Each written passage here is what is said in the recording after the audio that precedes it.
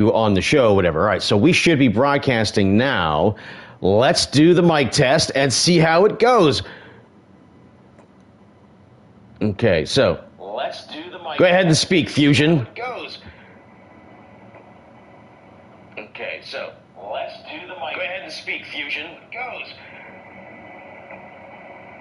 Okay, so let's do the mic. Go ahead and speak. Fusion. Nope. Okay, so fuck.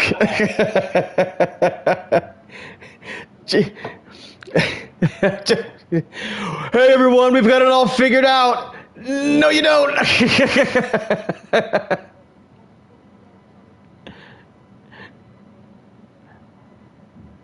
Right.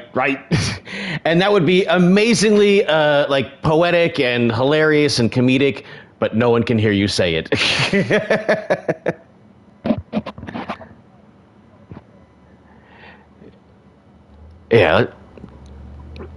Yeah, let's give that another shot. All right, so.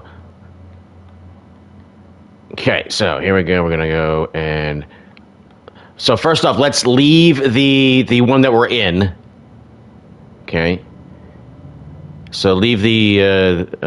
He can't hear me now. Good job, Bones. Fucking awesome.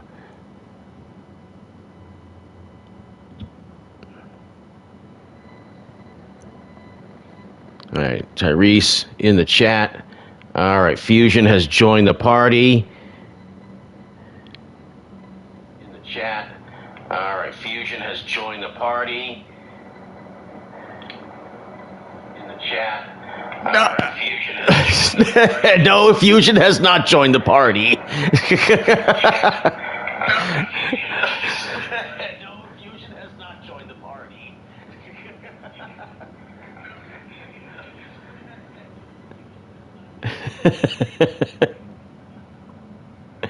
Yeah, you can see my screen.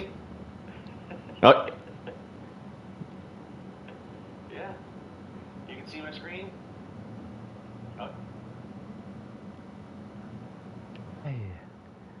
Oh my goodness. Well, I hope you guys are all enjoying us fail at technology today, everyone.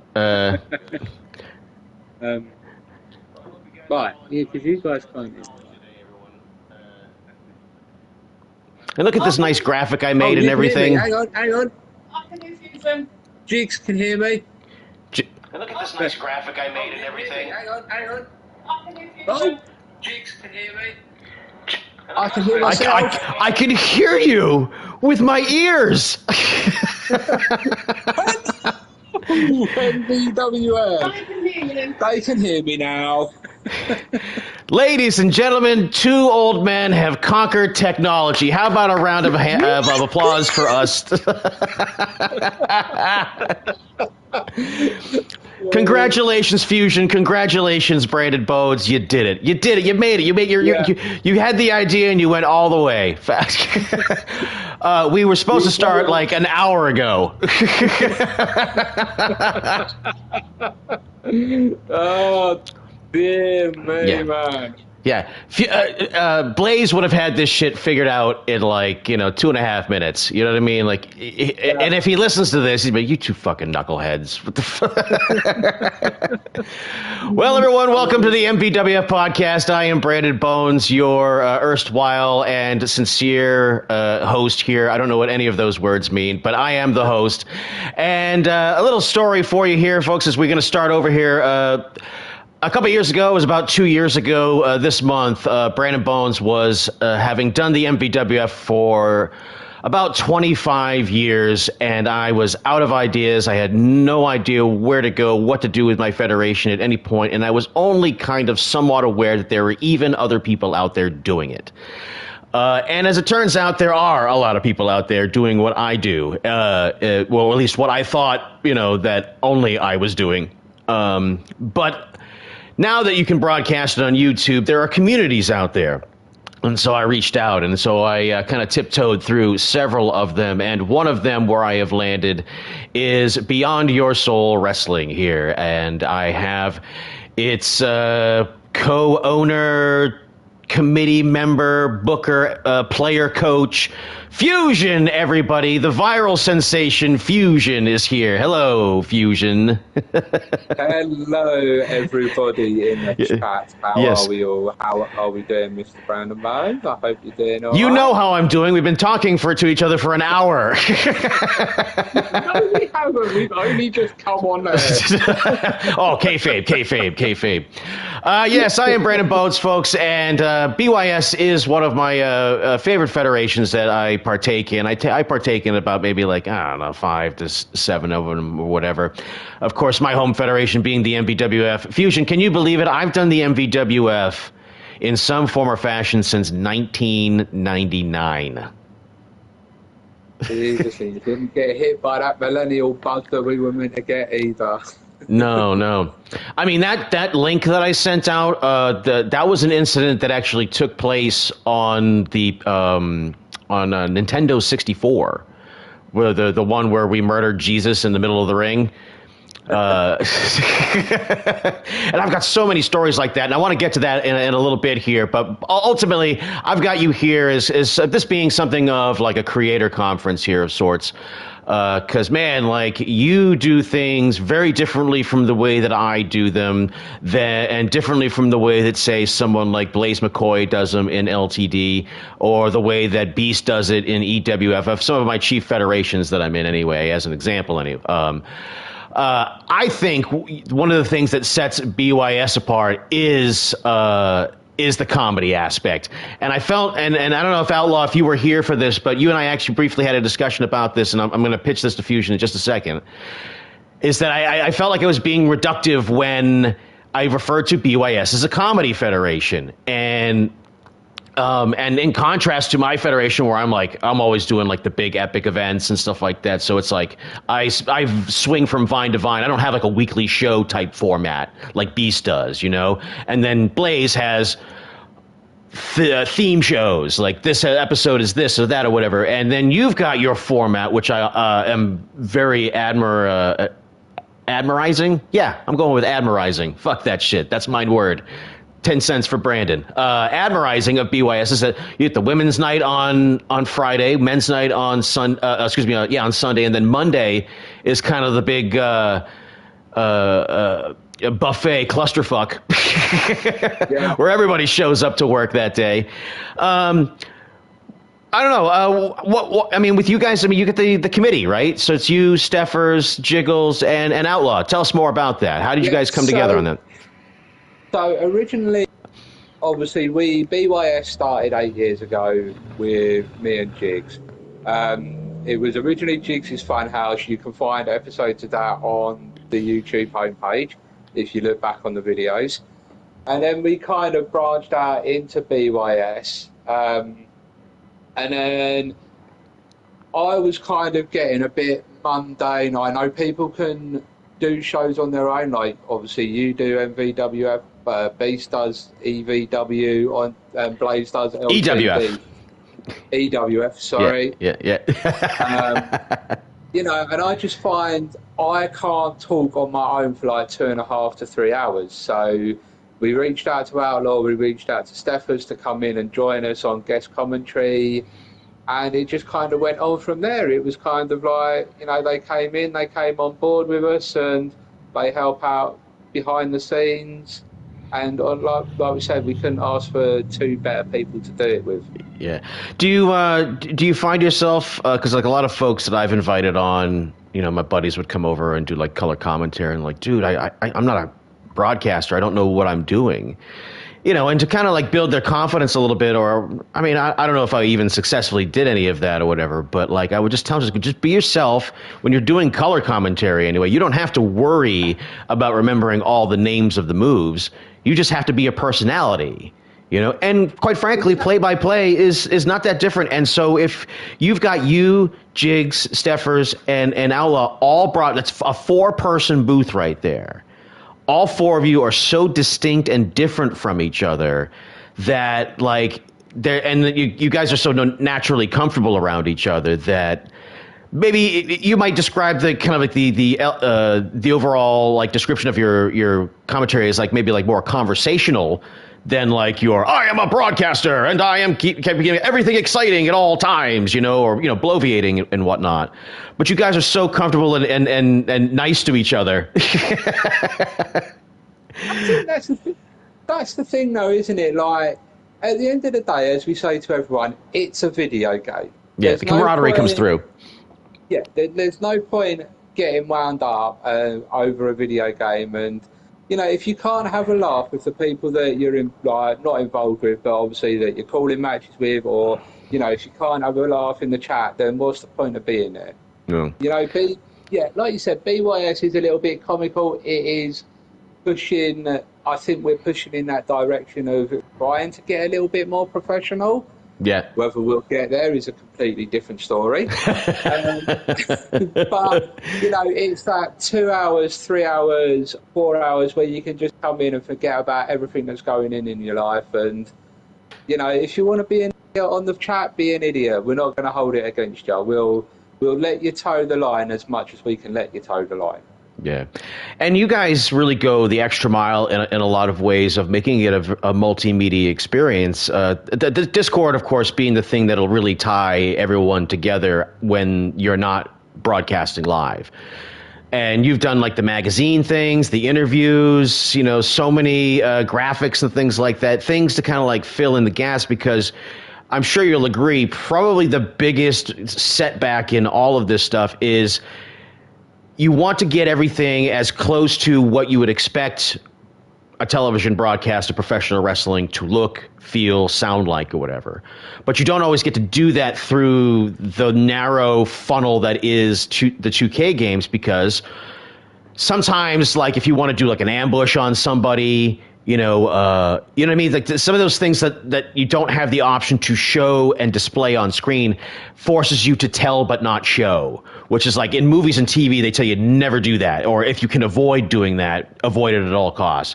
So the magazine stuff, man, you posted that magazine cover of me where I'm looking like I'm like Captain Beefcake, like with my abs showing and shit like that, with a tattoo that I don't have, like even in character or whatever. I'm like, man, like this totally like showed my character in a completely different way that I never really thought of myself before. Because you know what I mean? Like, but it's such a wrestler thing to do, right? Like, I'm wearing a jacket, but I'm not wearing a shirt under that jacket. And I think, and I think that's the thing. It's so, like you say, the whole idea for the magazine was something that was thought up behind the scenes, and it was just a different. I know people have their character backstories and things like that, but it was just another edge to it, and yeah. And it fills in those gaps. It fills like it visually. It gives you something to look at and to interact with that fills in the gaps. And those gaps it fills in it's almost all character, and perception. Yeah. I would say the biggest challenge to getting anyone into watching your video game playing itself is finding ways to get the lore. You know what I mean? Get them to understand your format, get them to understand your characters, get them to understand your history, so that when they're watching future episodes and stuff, they'll get swept along with it like almost immediately. Yeah, and to a point, I agree with that. But on the other part, like you say, BYS, we kind of let people go and do what they want to do. If they want to develop storylines, we'll let them develop storylines. If they want to go and write a 3-page essay on themselves, we let them do that. It's, like you say, it's investing in the people that make the company what it is. Yeah. And obviously we can do that without any of you guys. Yeah. And so, like I was saying before, venturing out into all of this e-fetting that people are doing. Because, again, I didn't even use the phrase e-fetting. I called it sim-fetting. Being like, again, I'm such a strange character on the scene because I've done this for so long in such an isolated way that, like, man, it was like honestly learning like almost a new language or whatever. So that the songs that you guys were generating, which we're going to get into in a second, the images that you could use to kind of like fill in the gaps and stuff like that for those things that you can't do on the show. I'm still not doing any of that shit, but because again, it really the amount of effort that I would want to put into those things. Like I do have a Discord on, but I'm not really using it for anything other than to try and keep my entrance music organized.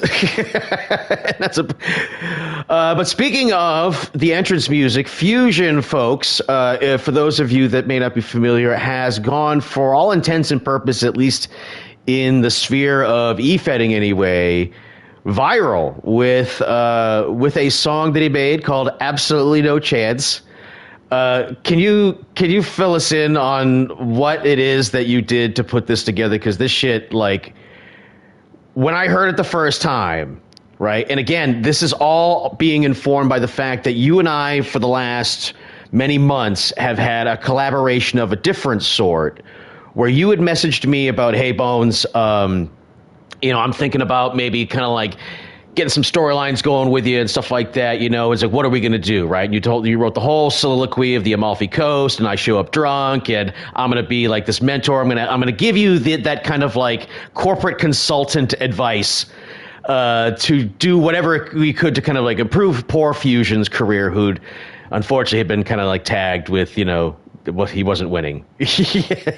Yeah, that was basically, obviously, like you say, what set it off was Fusion had become a little bit stagnant. He wasn't winning matches, didn't really know what to do with himself, and it was like, right, who can I work with? And I think that's the key thing is messaging someone. Like you say, I reached out to you, I said, right, this is what I want to do. Fusion's got a little bit boring. What can we do to spice him up a little bit or get him a little bit noticed and things like that? And and then obviously with regards to the song, it was meant to be a promo. I really struggle when it comes to doing talking promos.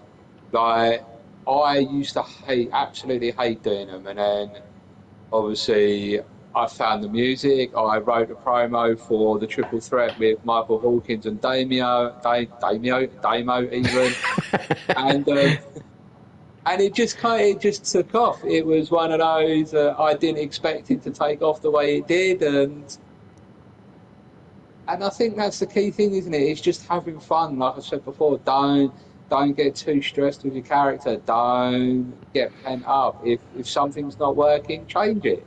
Yeah. Yeah, or the idea is to spin it, because you're not going to win every match. But I think one of the things that has really kind of like, because in a very short period of time, Brandon Bones has gone from a man on an island unto himself, and just burning through these federations to where, like, probably one of my proudest details on it is that every time I step foot into a new federation, the line to face me starts to the right almost immediately. Yeah. Like, I got to kick this guy's ass, like, right now. you know what I mean? Yeah. I mean, Dragonheart was probably primarily responsible for getting me into LTD. And I think he might have been talking to Blaze while he was broadcasting live, because I heard him muttering something about me having, and I quote, nuclear heat. I mean, I am honestly proud. I mean, if I don't really do much in NWA these days, even though I am a champion over there currently, because Dragonheart has his very, like, in contrast to all of us, his style couldn't be any more different. Dude, he is married to his 2 out of 3 falls matches. Every single match on the show is 2 out of 3 falls, his standard rules. He doesn't change them, except for those bigger shows. And I think he really gets a lot of mileage out of his gimmick matches, a lot more than a lot of us do, that you almost overuse them. And I'm talking purely from a booking point of view. Yeah, and like you say, some people are like that. I think with BYS, we kind of like that diversity in matches. Obviously, no one match is the same unless it's a tournament like we're running on Sundays with the Crossfire briefcase. Jigs on Fridays, you know, Jigs and Steffers will always incorporate different types of matches.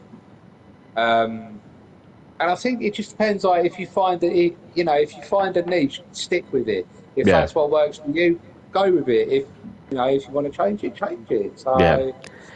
And unfortunately, in some cases, the thing that a lot of people struggle with, and this was the case long before the MVWF was ever on YouTube, even amongst my buddies and stuff, that when you're under the thumb of the booker, you feel like you're being manipulated or held back in some way, or whatever. Whereas ultimately, you will be less interesting if all you did was win.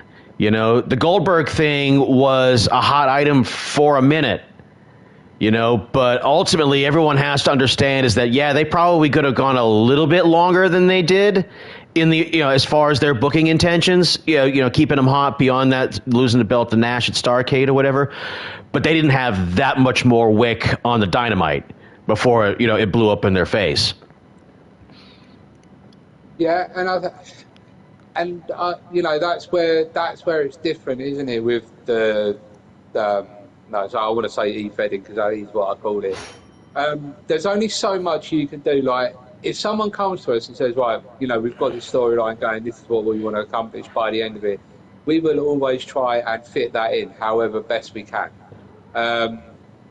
You're talking about a Goldberg incident, and I want to touch on Outlaw at the moment. Outlaw has been unstoppable in BYS. And I think is that then going to stop people wanting to fight him because it's going to be like, well, if I go against Outlaw, I'm going to lose kind of thing? Or, is it going to make people want to step up? It's the same as Brandon Bones and Fusion as a tag team. We've bypassed 60 days as tag... Sorry, you've bypassed 60 days as tag team champion.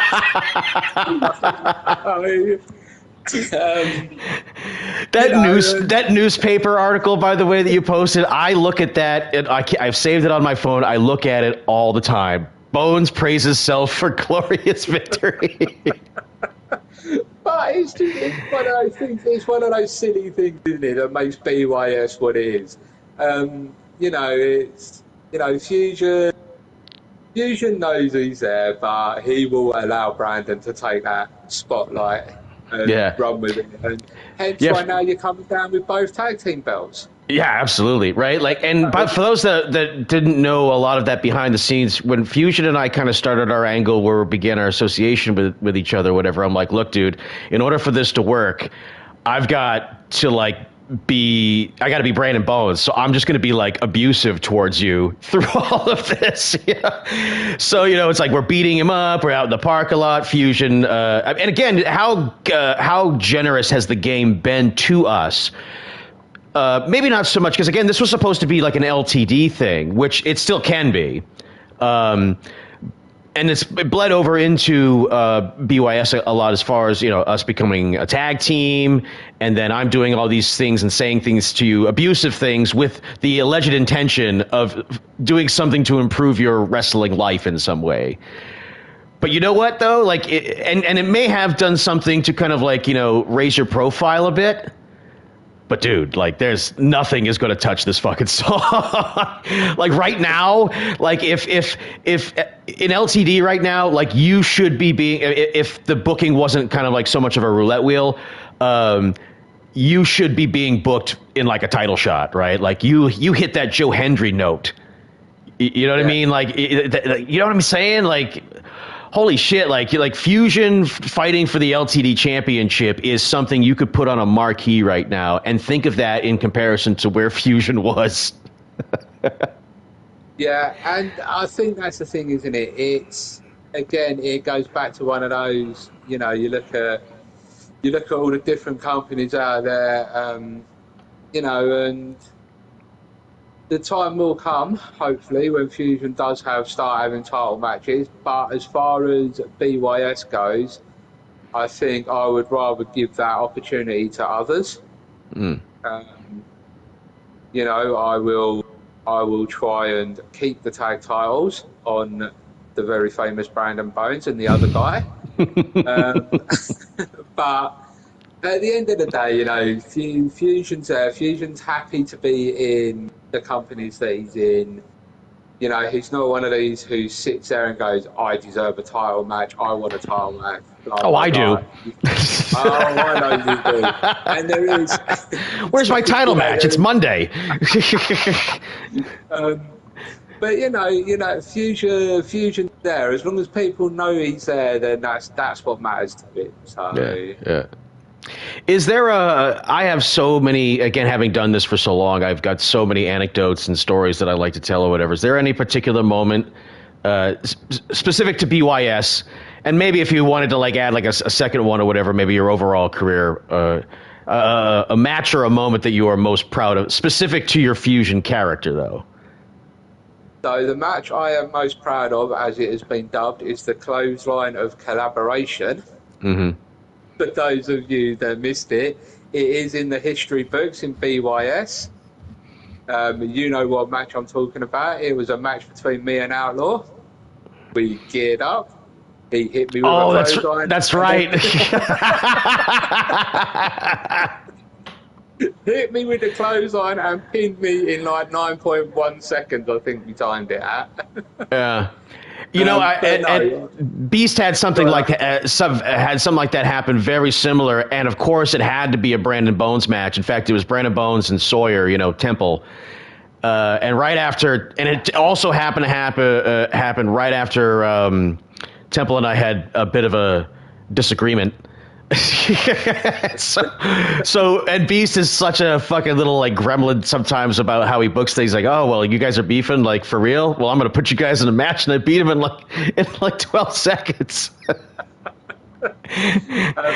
And it's like, even though we weren't getting along, like, for real or whatever and stuff, it was like, oh man, I wish this hadn't happened to you, because now I have to use it.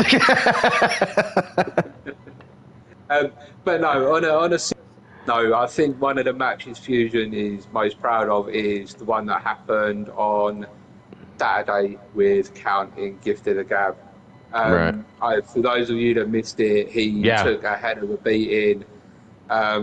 Literally, Count annihilated him in the first match and was on his way to victory in the second, and he fought back and won that first round Gifted a Gab match. So yeah, dude, I was on the edge of my seat for that match, mostly for you, because I mean,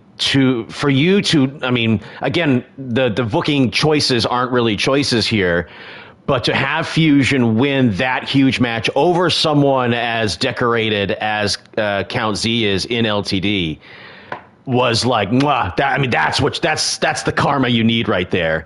And Fusion, again, your character arc has been absolutely ascending. You know, like, you have yet to reach the peak of your arc as of yet. I really think that, again, and when you said 26 is going to be different, you weren't fucking wrong, dude. You were not fucking wrong. No, and I think, you know, it's just at the moment, it's just taking it one match at a time. And, you know, I think that's the way you got to do it. Because I think if you change your movesets too many times, or, you know, you change the direction of your character, you kind of get lost in that moment, and then you don't really know what to do. It's like Fusion's found the music niche, and that's what he's sticking with. You know, and obviously, I say, yeah, it's just what it is. It's stick to what is working for you. Right. All right. So that reminds me here. You're still looking at the share screen? Yeah. Okay. So let's go down. Like I said, I dove into old Fusion since you set me up with, where to find them. I didn't have to like win the entire game to get all the pieces and parts and stuff like that. But one of the things I wanted to get into was statistics, right? So you had your statistics set up like you would for the way a lot of E-federations do. And one of the things that's definitely been a rule in the MVWF is that once you are established in your personal sliders and attributes, those stay. That being said, anything outside of that, I am free and willing to manipulate. And so one of the things that the MVWF has always had a bit of a rule of, especially in the 2K games, is these two right here, the submission offense. Everyone gets the minimal because I need my submission holds to be dramatic and drawn out in most cases. So unfortunately, what you sacrifice is like those flash submissions, or like a UFC style submission where like, yeah, you're caught, just tap, shut the fuck up, you're done. You know what I mean? And generally speaking, one of the things that I'm now dealing with here, and this is what I wanted to ask you about, is that when you apply your, I guess maybe since you do the maxes and stuff like that, on the reversals here, one of the things I think I'm struggling with here is that the last episode was a bit of a crash and burn because I had, out of 8 matches, 4 of them were 20-minute time limits. I can't have that in a tournament. You know what I mean? So with that in mind, now I'm reassessing my point of view on fixing all of this stuff here, because I don't think the reversals, you can afford to have them be that high, or at least in the situation that I'm in doing a tournament anyway, because it may have been a mix of, I think there might have been a glitch or whatever where like the slow, normal, fast momentum thing as in universe mode, I put it on slow for a minute just to see what it would do. But when I changed it back, I don't think it actually changed back. I don't think it changed the behavior of any of the characters in this. So I ended up with 4 fucking time limit draws. You know what I mean? It's just like, so ultimately down the line here and stuff, do you like, because I do like the action of a lot of reversals. If you watch MVWF matches, man, like dudes look smart out there. I mean, these are the smart sliders here. You know what I'm saying? Do you think I've overdone it here, or because obviously I think that might be the key to getting these things kind of like filter down a little bit, because I can't have all those time limit draws happening all the time.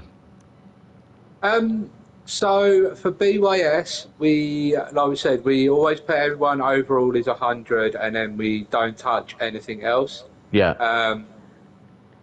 The only time limits we kind of put on are tag matches, because we don't want like 45-minute tag matches. I think Outlaw, as the stat man of BYS, that there was one show that was like 3 hours long, and an hour of that was just one tag match. Yeah. So that's why we started bringing it in. But as far as you go, I would say if you don't want the draws, then the only way around it is don't put the time limit in. But if you want the time limit, unfortunately, you have got to put up with the draws sometimes. Yeah.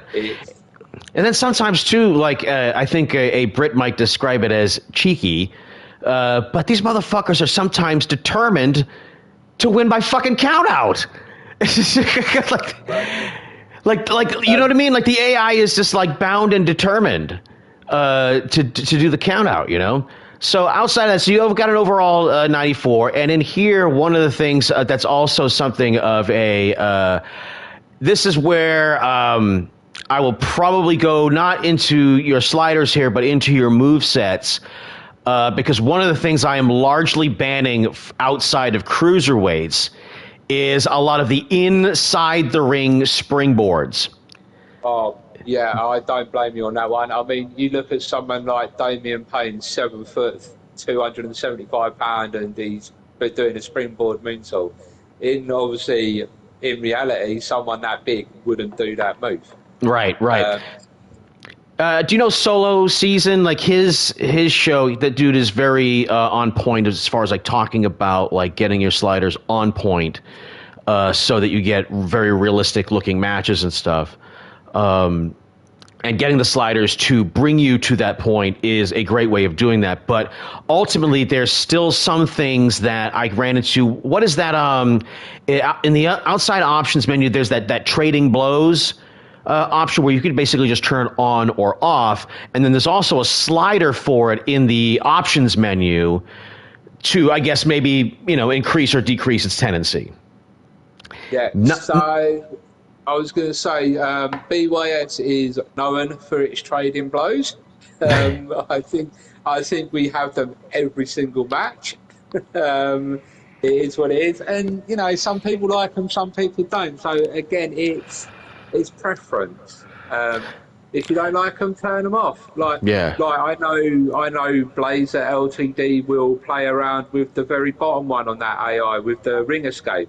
And he will turn that it's turned all the way down so people don't come out of the ring as much. But again, it's your show, so run it how you want to run it. If you don't want certain things, don't have certain things. So it's like some of the payback. Sorry, I was going to say, it's like some of the paybacks. We've now turned around and said you're not having certain paybacks. Yeah, the magic. Yeah.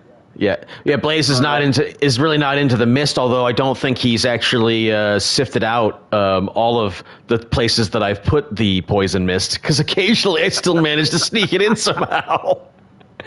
See, I mean, the mist, like we said, it's not a big deal for us. You know, if you want to talk real wrestling, people still use it. Obviously, Tajiri back in ECW used it. Oscar used it in WWE. Sure. It's more kind of like, no offense to Brooklyn, because I like Brooklyn Joker, but it's when he takes that soul snatcher. Yeah. And I just think, you know, that drains all your opponent's energy. And well, that one unique to a lot of other things that are in there, because there's a couple of moves there that are in the move menu where there's like this big double sledge that like will send a dude like 4 or 5 feet into the air. Like it's like a complete like if a giant hit you that was like, you know, 12 feet tall or whatever and like sledged you under the chin, you would go flying through the air or whatever. I've managed to use those moves a couple of times in spite of how unrealistic they are. But I would use them exclusively for someone who was of that size. And you're right. Damo is one of those good examples of a guy that, you know, who would probably come across more authentically if he didn't do some of those moves as frequently as he does. Because the thing that they'll probably like tattoo on my corpse is everything is a rule until the day that it's not. Right? Like wrestling is just like that, right? Because if you can't really pull the rug out from underneath anybody or circumvent expectations if you've not established any expectations. Right, so I've had big giants in my federation before, yes, and they've wrestled like giants, but 1 or 2 moves in there will be ones that kind of exceed, you know, their capability to create a moment, if you will, right? So like, you know, once in a while, like I had a giant, he went and did a moonsault, right? But he didn't do the moonsault all the time, right? Like I gave him a move for a big match, made it a favorite, hoped he would use it. You know what I mean? Because I was doing a big show, right? And so I gave him that fucking moonsault or whatever, and wouldn't you know it, dude, he did it, and he got a big moment out of it. I got a big moment for a big match that I was really pushing hard, and hooray for me, success, right?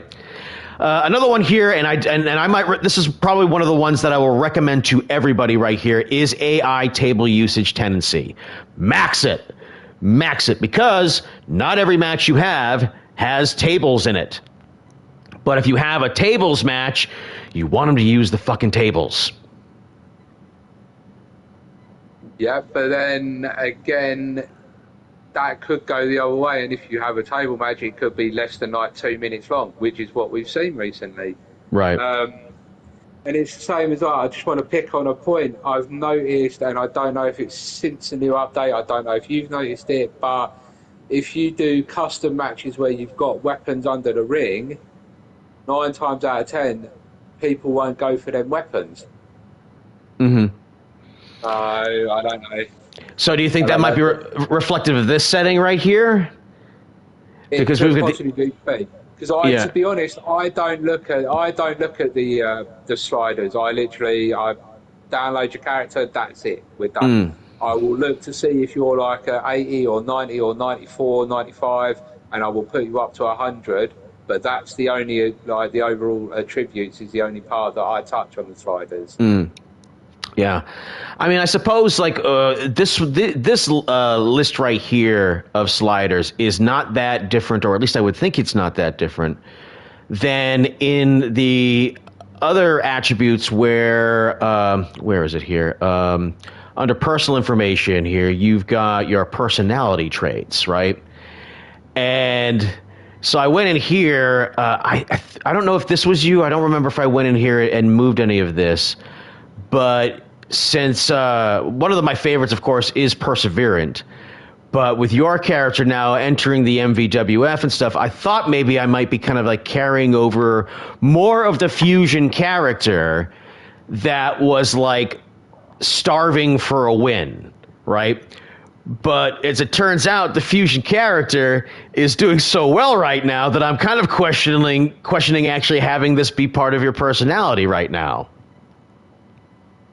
Yeah, I get that, and I think it was me. Like I said, obviously, it was when I created Fusion. It was one of those. He hadn't won for absolutely ages, and I went into BYS and I changed it down, and obviously he started winning, and I just haven't changed it back. So right. Like I said, I don't agree with constantly changing your character around. If it's working, keep it. Yeah. Right. That's what, like I said, ultimately, once you are like established or whatever and stuff, this menu is really not where I go anymore. But this, outside of that, though, is where I do.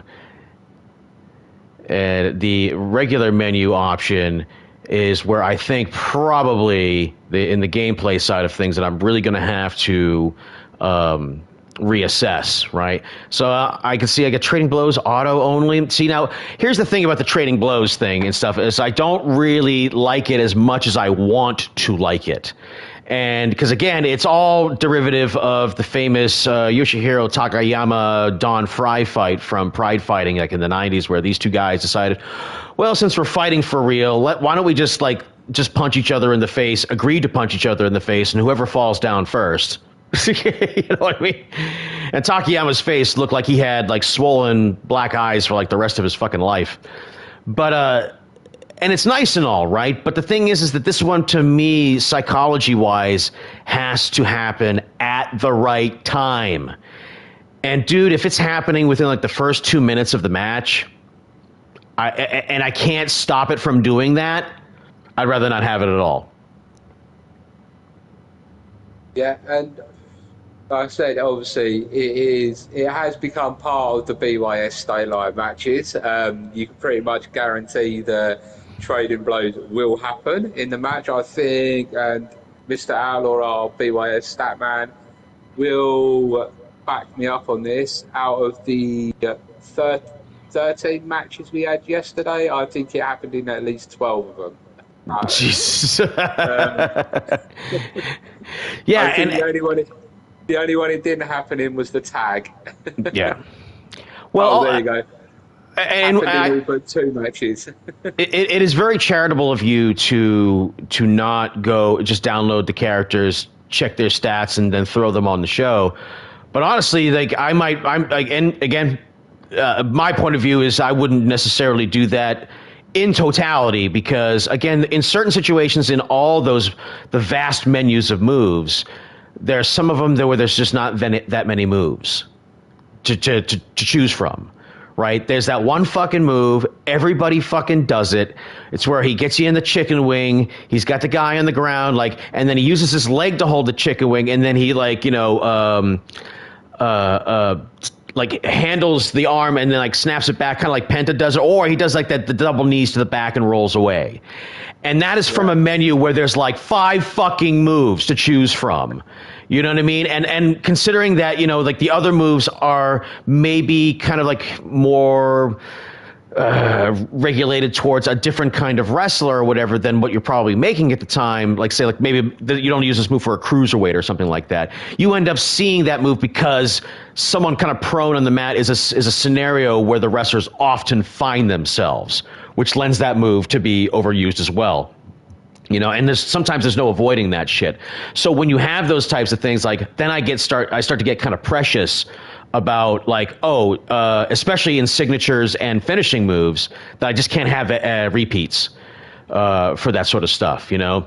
I mean, and Blaze edits that stuff. He didn't want me to have the mist or whatever. He has failed to stop me from having the mist all the same. But ultimately, as a rule and stuff like that, you know, that's one of those things where he's right, like considering he has such a larger roster than I do, then he runs into that same kind of like funnel problem. You know, the more people you get, again, sometimes then you end up having to allow the repeats because there's only so many fucking moves, in spite of how vast, you know, those menus are with all of those moves in there. So I'm going to assume you probably keep it on Legend. I mean, everybody, if you're smart, keeps it on Simulation, although I did an event many years ago in arcade mode, and I couldn't tell you the fucking difference. I have not messed with this one. Infinite fucking stamina? Are you kidding me? Like, I wouldn't even know what that would even do. But putting it on Infinite doesn't sound like a good idea. Infinite mode, there you go.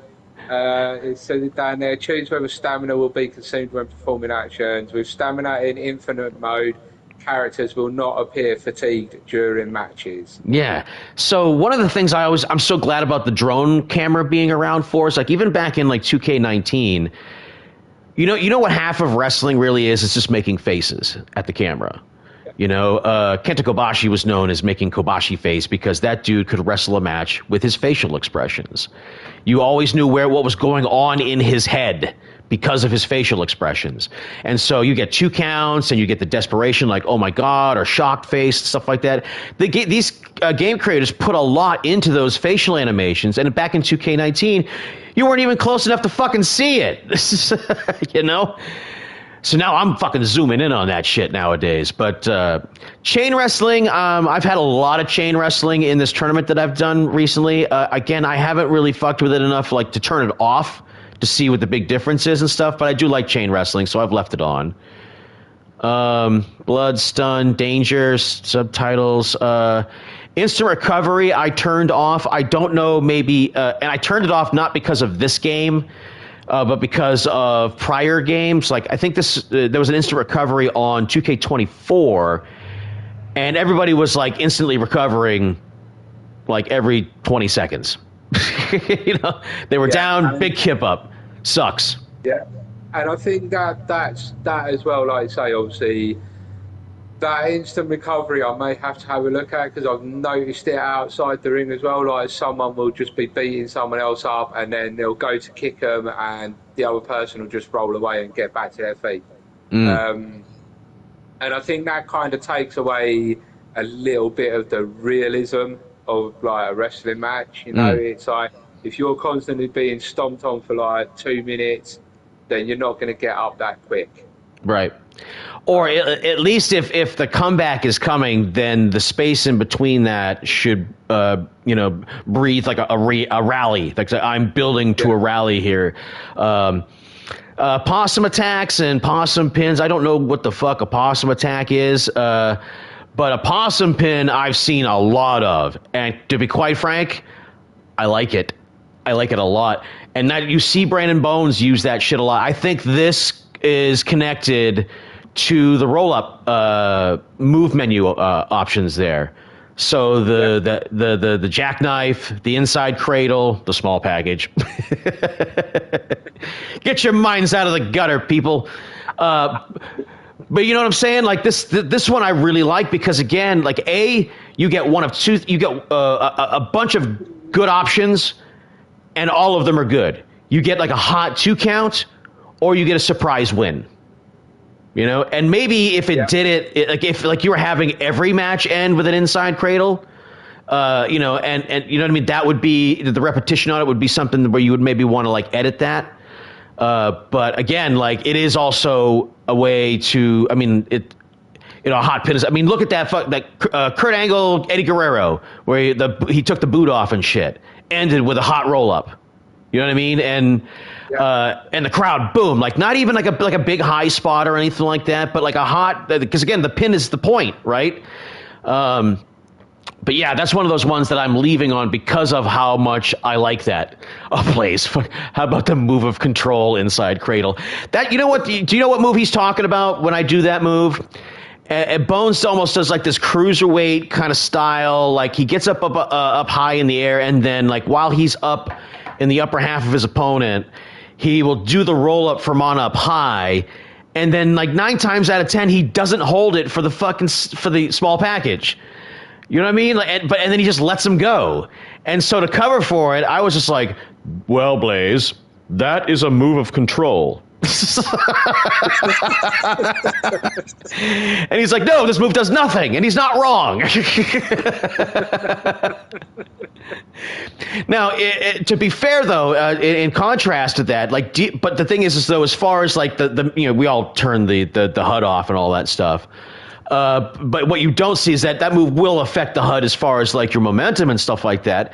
But I kid you not, like, I don't think Bones has ever completed that move into the inside cradle in LTD, but I have seen him finish the small package off of that move in the MVWF and the EWF and other places that Bones has wrestled or whatever and stuff, but never in fucking LTD for no fucking reason. And I think, like you say, that's the thing, isn't it? Everyone's got moves in their arsenal that you think, right, if I hit that, the match is over. I think there was one going back a few months. Fusion had a submission match with someone, and then wouldn't hit his submission finisher. Yeah. It was like he'd always hit the other finisher, and I'd just be like, it's a submission match, hit your finisher. Right. Yeah. That Blaze was getting worried about my match with Damo last night or whatever and stuff. And by the way, what a fucking piece of irony, because I set that shit up for me to fucking win that shit. I'm a Mr. Submission Man and whatever and stuff. But again, also, it was also kind of set up in my promos and stuff that if I lost, I was putting Damo over really, really big, bigly there and stuff like that. So homie's on a fucking run himself right now. So kudos to him, Yeah, definitely. He just needs that little bit more confidence in himself. And I think he is going to be a big future star in LTD. Yeah, and thematically, like through the three promos, that's the shit that I was pushing. It's like, oh, your crisis of confidence. It's all about your crisis of confidence. And so now, like on commentary and stuff, Blaze can keep pushing that. Like, oh, like he's surprising even himself in this tournament. And on top of that, like it's also been a tournament in LTD of like really fucking hot matches and stuff. So if Damo if that's how high the pedestal is already to win that thing and stuff like that, really could fucking push Damo. Because again, I wasn't lying. Like I made that statement in the chat that like Damo was going to be LTD champion by the end of the year, and I'm standing by that shit. Yeah, he will have, whether it be the world, I don't know, but he will have a title in that company by the end of the year. All right, so onwards and upwards here. We're going to speed through this here.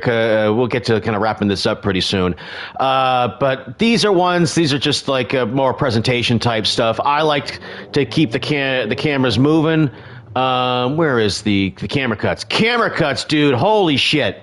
Can I tell you how fucking much, like, how many times I was so ready to fucking quit doing this altogether just because of the only thing being able to look at was the hard camera. I was like, fuck that. And again, it would taunt you, even on 2K19, with the occasional, camera cutaway. And it would do it at like ringside or whatever. But like as far as like enhancing the match to like, show you some action and stuff like that, no. But between the drone cam and the much more focus on the creating a TV presentation, man, like I am so fucking happy with what I'm able to do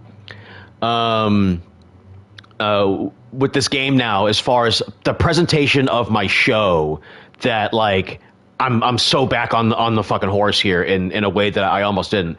Again, I like the post match replays. I keep that shit on. That's TV stuff. This stuff again, without like complete definitions of just how frequently, I think I might have found kind of like the sweet spot. Because again, I wouldn't put most frequent on it or whatever, because then you'll have the fucking camera angles fighting with each other almost. And I honestly love the drone cam and getting up there and nice and close up to the faces and shit. I love getting the shock 2 counts or whatever. You haven't really fucked with any of that, have you? Really? No, and I think that's because I don't really know what I'm doing with it. Like I said, it took us 5 months to work out how to do music on BYS. And almost an hour to try and get online doing this broadcast today. Yeah, so anything like that, I'm just like, no, leave it alone. Although I do wish if I'm being real, I do wish that I knew more about it, because I feel like there is some spots that you miss, like someone will go and hit a finisher in the ring and then go for a pin, and the camera will cut to someone outside the ring. Yeah, it's a bit janky, as far as its interface, because using the the controller to kind of glide the camera around, and then also keep in mind too, the square and the triangle button will actually do sharp camera cuts. But the problem with it is that you can't hit the button and choose a camera angle that way. It runs you through a cycle of already established camera angles, and so what ends up happening sometimes, and I don't use the camera cuts as frequently as I use the drone camera, but I'll go maybe 2 or 3 in one direction, excuse me, or 2 or 3 in another direction, but excuse me. But the thing that sucks is that you have to cycle back, to the hard cam. And I think, sorry, I'm just going to cut you off here because I know Blaze will like this one. They need to bring back the ramp cam. Yeah. Yeah, and for Blaze that likes, because again, I don't use the ramp cam and stuff like that for me, but again, he's right when he says that if you're going to put all that work into creating a really fancy fucking arena, you might as well fucking look at it, Yeah. But I'm just so a creature of habit of keeping keeping things as close to what I expect a television presentation to be, and so the hard cam still works for me. I just want to have the ability to get away from it occasionally, Camera panning, ringside camera cuts. I've left some of this stuff on here. Balancing. All right. We'll get through this, and then we'll wrap it up. We'll get back to that match recommendation you were going to make earlier on and stuff like that, and then we'll call it a day here. So, reversals. This is where I think I've totally gone completely wrong here, because you can see here regardless of which one it is, I've kind of got almost a 50-50 philosophy. Yep. And I don't know if that's necessarily working for me. What do you think? How do you have yours set up? I honestly couldn't tell you. If I'm being honest. So it's the default settings. Okay. Yeah, I think I'm pretty sure I cheated and I used Google for this, and I said, give me the best balancing options for WWE 2K26, and it just went, this is what you should do, and I went, fair enough. And I just left them at that. So yeah, for someone like Blaze, this is probably the most important menu in the entire game right here, because go ahead. I was gonna say, but I do know there is other companies out there that will sit there for hours and go through all their balancing, and I'm sure Blaze will put them in the chat because I can't remember. Blaze had said about it before. I think Totes is one that will sit there and go through all the balancing and I've seen him. I've seen some of his streams where he's poured over it. Solo is a big guy that spends a lot of his time on that sort of thing. So ultimately, is the idea that the 50-50 philosophy just doesn't work here, because when it's 50-50, you're not going to get maybe as much of the ebb and flow, because I do get a lot of back and forth. But the back and forth changes. You could almost start counting it to the move. If your character doesn't get something done, something big within 2 or 3 moves, you're getting fucking reversed. Yeah. And the momentum shifts. What I will do when we drop off, I'll have a look at mine, because I think as well, just for example, someone like Jigs. You watch Jigs' matches, she will always start off a little bit slow in the beginning of the match, but then she picks up her speed kind of mid-match and towards the end. Yeah. I don't know if that has anything to do with the balancing or... and it's the same as Fusion. Fusion will either start off really, really quick, or he'll start off slow and then build up. So... Right. I mean, they always say if in real wrestling that the heel calls the match, right? So the heel will beat down the babyface, babyface tries to maybe make a comeback, cut him off, build tension, and then next thing you know, excuse me, damn, my drink. And then the babyface makes their comeback and either gets fucked at the end or, you know, successfully completes the comeback. But if it's 50-50 all the way up to the 3 count, you don't really get a lot of that. Or rather, if you get that every match, you know, it might be good for, you know, one match. But again, you also need to set this up so that not every match comes across the same way. Yeah. And I think one of the things that a lot of people do, I've been guilty of this, Beast is definitely guilty of this, is that to kind of circumvent that, is that instead of trying to create variety in the behavior, you create variety in the kind of different matches that you book on the card. So one's a singles match, next is a 3-way, the match after that is a tag match, after that is a cage match, you know what I mean? So the environment changes and dictates the behavior rather than, you know, these settings here kind of also determining how they're going to behave based off of, you know, this menu of sliders versus their personal menu of sliders. And then, I don't know, maybe it's like rolling like a Dungeons and Dragons dice, you know what I mean? Yeah. And yeah, I think, like you say, everyone's different, aren't they? Every company's different out there. Like, you know, obviously with BYS, we kind of just leave it how it is, and whatever happens, happens. Some people like the sliders and adjusting the sliders. Like, again, I think it is just how you want to run your company. So, like you saw it last night. I like having. This is where me and Jiggles differ, because I like having the run-ins on in matches, because I think it helps create storylines. Apart from when you have certain people from other federations running into your matches, right? Like last night in a table match. Yep. You know, and it's just one of those. Whereas I know, like, LTD doesn't have run-ins, but I don't know if MVWF has run-ins. I can't think you said you turned them off, don't you? I'm not against them. What I struggle with is, in order to set up the run, because there's 2 different ways to do a run-in. There's the payback move that I don't know if I've managed to actually successfully ever make work. So sometimes it seems like a dead payback sometimes when you assign to somebody. There's the bloodline rules thing that I've used to expert use. And by the way, if you here's a tip for you, okay? Because if you ever do bloodline rules, thankfully now you have the option to assign individual people to be the specific people to do the run-in. On 25, you didn't have that.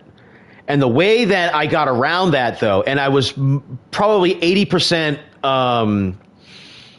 successful with it, because I still didn't entirely understand what I was doing, even though philosophically I thought I was on the right path to making it happen. But when I went into universe mode and I assigned everybody's allies and enemies, that increased the likelihood of who the AI assigned to do the run-in during that bloodline match. And so I had a match at Match Mania about a year ago where a guy was fighting in the main event, and just the faction members that he was a part of ran in on his behalf. And I was like, are you fucking kidding me? That was I mean, again, I didn't specifically assign them the way that you can now on 26, but I did manage to make it happen by choosing the correct enemies that they were associated and anti-associated with in universe mode that you can assign, right? That way or whatever. But ultimately, it's still technically kind of like a random kind of selection sort of thing. On the other side is the guy that wasn't in the faction, the opponent or whatever that he was facing. I don't know if I necessarily assigned enough people for it. So like 1 or 2 people was not the appropriate person, even though one of them kind of was. So I still got some of that out of it or whatever. It wasn't perfect, but I mean, the idea, the way to use that, though, because, again, if you're advertising that's what it is, that it's a bloodline rules match, you're giving away the ghost. right? Yeah. So you create a different match, you change the fucking name of it, you make it look like a regular fucking match. And by the way, Beast figured out the other day that you don't have to, because you get up to like 3 people per person that's in the match. You only have to do 1. And that's it. You know what I mean? So again, think about that. When you've got the option of 3 run-ins for either side of the match, you can do a lot of stuff that way where, again, if you really wanted to kind of like tip the balance where you make it look unfair, then just do a bunch of run-ins for somebody on one side. The cowardly champion that's trying to escape with the belt and all his cronies are coming out to, you know what I mean? Like a horseman style kind of thing. You can get away with doing that sort of shit. Power of the Flower Crown to you, Sasha. And by the way, I mean, and speaking of which, like, I felt like you and I can kind of like see eye to eye on this. Is that absolutely no chance? And the Flower Crown are a couple of those things that like kind of hit big, you know, and caught fire, and will make us hot for a certain period of time, and hopefully ride that wave for as long as we can. Because man, like I didn't understand what the fuck was happening at first, man. Like other people started wearing the Flower Crown willingly. I think that was it, though, wasn't it? Like I said, that was all obviously LTD. It was like when we was all in the same stable, and it was just like, oh fuck it, we'll just wear the Flower Crown. Yeah, no shit, dude. And I'm still fighting to get you guys to fucking wear it. Like sometimes Fusion's wearing the Flower Crown, sometimes he's not. But again, I might be losing track of like which federation I'm watching you in. Yeah, so I'm like, hey, where the fuck is this Flower Crown? What the fuck? But I think that's the thing, isn't it? And that's what, you know, we kind of try and bring is like I said, going back to the whole all companies are different. You know, you might get, for example, in BYS, you'll get the joking fusion, the funny fusion. LTD, he's going a little bit more serious. MVWF, I think he's still waiting for his debut. Right. And it's, you know, it's how you play your character, so... Yeah. And of course, probably another one of my proud moments, and probably my proudest moments so far in BYS. And believe it or not, it's not when I won the 2-on-1 match and defended the tag team titles by myself. The match with Pammy. I mean, chef's kiss. Chef's fucking kiss, you know? Pammy's brilliant, and I think, like you say, that's the different characters, isn't it, that we've got. I mean, we've got people like Sven, who is becoming an e-fetting sensation. I'm taking credit for Sven, by the way. I feel like I made Sven completely. I didn't mean it either. Like when I was like, keep that fucking guy away from me. I kind of meant it, but you guys were like, well, fuck that shit. If he's going to be like saying no to that, we're saying yes to this. Yeah, and it's the same. It's the same as Nigel. You know, the whole joking around about Nigel being Bones' long lost brother, and yeah. Oh yeah, and I'm hearing this shit, and I'm like, what the fuck? No, he's not. This is legitimately like you guys have baited me in a couple of ways and stuff like that. And again, I thought I was baiting you. But the Flower Crown thing, again, also I owe to Blaze. And again, when I spoke to him at the Gathering podcast, which when I was doing my collaboration with Beast, I referred to as, we were going to be making a media appearance today to promote the collab show we were doing, right? Shit, I forgot what I was going to say. Nope, it's gone. media appearance with Beast. Nope, it's gone. No, that was the sidetrack right there. Fucking stoners. Jesus Christ. Anyway, so yeah, the Pammy thing was. I think I went into the bar.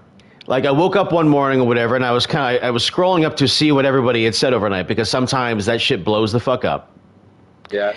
And I see Pammy, I'm like, what the fuck is that, right? And it's like, and she says something. The first thing I see is like, where did that mustache guy go? And I knew she meant me. Right? Well, it's not hard, is it, when they say moustache man? Yeah. And so I was like, all right. And so I bid on it or whatever. And then it just kind of like, was the snowball that just kind of like took off. And once we finally got to the match, dude, and listening to the bunch of you, like, if you're ever in a bad fucking mood and you need like to cheer yourself up, go look up Brandon Bones versus Pam. And again, it is all fucking comedy. There's a weirdly like romantic subtext to it because there's this thing going on in the match, and you legitimately can see it on screen with the way that Pammy behaves in it. She is doing everything that she can not to hurt me. Yeah. And I'm giving her Steiner drivers. What a fucking beautiful match. Oh, still waiting for the Bones. I have not proposed to Pammy. No. Yeah. Jiggles, we're still in the pre-honeymoon phase, if you know what I'm saying. But honestly, we really need to kind of keep on that or whatever, because like sometimes, and again, there's always pluses and minuses to the way that you do things and stuff. And me, I miss a lot of like character stuff that I could be building because I don't do a weekly regular show. But when you've got, you might like lose some of the focus sometimes because again, when you partition everybody off to their own show and stuff like that, that's an entire show of momentum that you might lose for a hot angle on a show that might have happened beforehand. So like the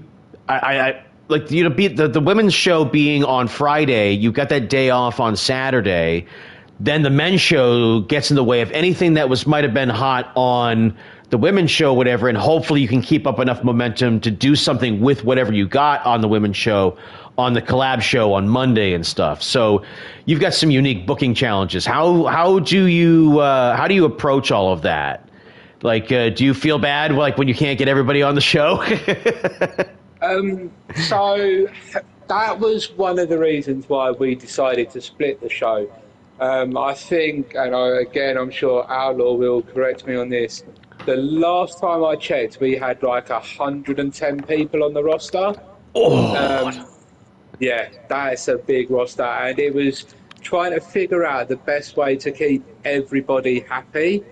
And it was getting to the point where we'd do our 3 shows, and it would always be the same people on each show. Mm-hmm. And I turned around and I was just like, no, I don't want that. I said, I want everyone to get involved. Right. So obviously, like we said, we split the females onto Friday. We split that roster into 2. We put the men on Sunday, split that roster into 2. And then obviously special events like at the moment Stable Wars, or when we do like the mixed tag teams and things like that. Or sure. I think the next event we've got coming up after Stable Wars is mystery opponents. It's basically going to be people that want a mystery opponent, put your name down. We'll book you in a match, but we won't know who it is. Right. Kind of thing, which is on the Monday. So, honestly, I think if people are invested in the story, they're happy to wait to find out what's going on.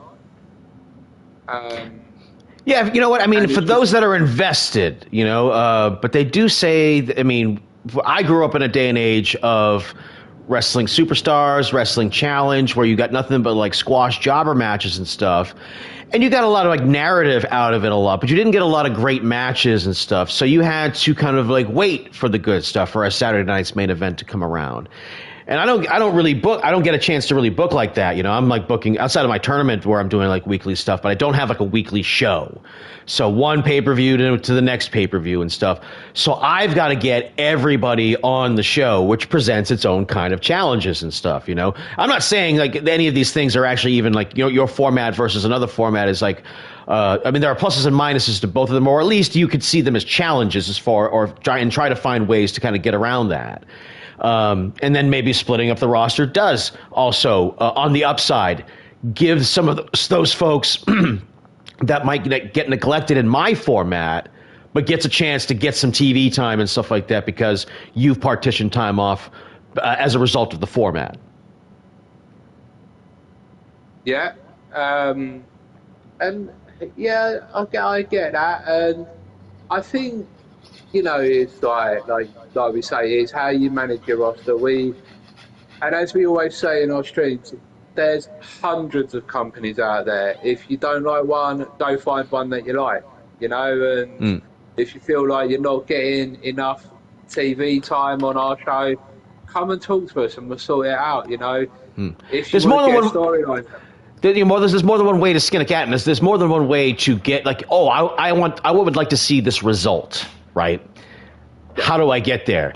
Or how can I get there regardless of the random outcome? Because again, you will not know whether it's 30 attribute points versus 100 attribute points. No guarantee that the homie with 30 attribute points is going to lose. Dude, did you know that I keep jobbers on the roster for just that purpose, right? If you ask me to join the MVWF, I am flattered. And the first booking decision I'm going to make for you is I'm going to put you in the ring with a tomato can, or at least on paper anyway. And that way you get introduced on my show, because remember, you also have responsibilities as a TV producer, right? You need a good show. And so if it's just going to be you punch me, I punch you, I punch you back, you punch me back, that repetitiveness doesn't necessarily lend itself to making a star and creating a hierarchy. In real life, dude, I hate hierarchies. I hate bosses that try to tell me what to do and shit. But in wrestling, it helps things make sense because the stars that lose to people on the come up, actually spend something on their credit card to elevate that person that was below them. You know what I mean? And I think you get, and again, you are experiencing that right now because you went viral. Your matches have suddenly been good. And by the way, Fusion. Listen up, everybody. Listen to the, all right, this is going to seem like a magic trick. Fusion is winning matches. He is indeed. He is indeed. And kudos to you, man. Well, dude. Again, sorry, I was just going to add to that point. It's about reaching out to the right people. Yeah.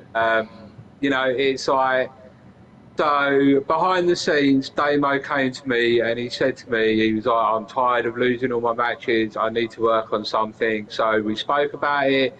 We changed a few moves and now the guy's unstoppable. Yeah.